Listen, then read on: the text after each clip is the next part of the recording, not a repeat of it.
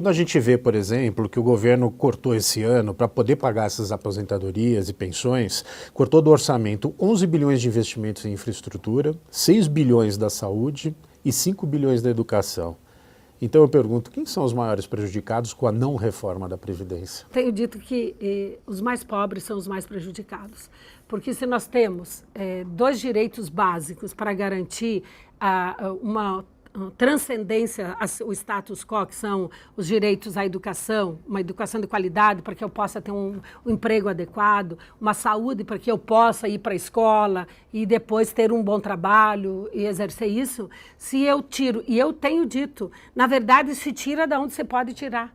Porque o que acontece? Esses dois direitos, saúde e educação, eles são atrelados à receita. E se eu tenho uma crise, essa receita diminui. Agora, os direitos de previdência, eles são atrelados às regras constitucionais de reajuste. Então, eu nunca reduzo, não tem como reduzir, salvo se tiver mudanças na Constituição.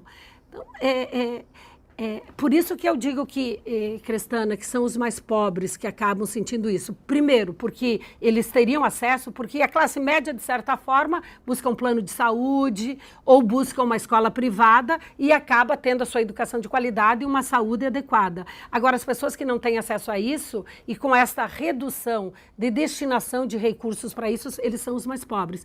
E é importante porque muitos estão dizendo que essa reforma, ou que reformas anteriores prejudicam os trabalhadores mais pobres. Isso não é verdadeiro. Por que não é verdadeiro? O trabalhador de baixa renda, ele normalmente não tem contribuições em sequência, porque ele não tem, ele às vezes tem trabalho formal, às vezes não tem. Embora a Previdência seja para todos os trabalhadores formais e informais, porque a Previdência abrange todos os trabalhadores, muitos deles acabam não recolhendo contribuições. E por isso que o trabalhador de baixa renda, na sua grande maioria, acaba se aposentando por idade. E a idade do homem não vai mudar nada. Então, o homem trabalhador de baixa renda vai se aposentar da mesma forma, com 65 anos. A mulher de baixa renda, ao invés de ser 60, 62. Para quem essa reforma vai pegar? Para aqueles trabalhadores formais que se aposentam por tempo. E é interessante que não existe mais aposentadoria por tempo em lugar nenhum. Nem no Brasil existia. Porque quando foi criada a Previdência, em 1923, nós tínhamos uma idade mínima de 50 anos. Em 1960, quando foi reformada a Previdência, essa idade mínima de 50 foi para 55. E durante o regime militar que foi abolida a idade mínima. Não existe isso. As pessoas dizem, mas estão querendo fazer, comparando o Brasil com países europeus. Não, eu comparo, posso comparar com países europeus e posso comparar com os países da América Latina.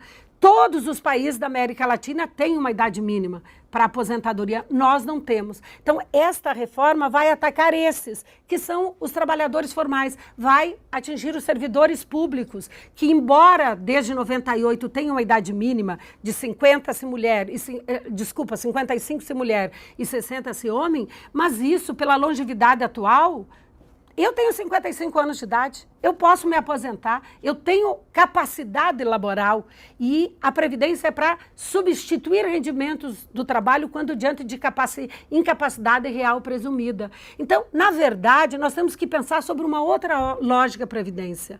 Esta lógica que eu convido a todos a pensar para que serve a Previdência e nós temos que ter uma Previdência adequada, mas temos, como dizia antes, ter outros direitos também que são tão ou mais importantes do que a Previdência Social.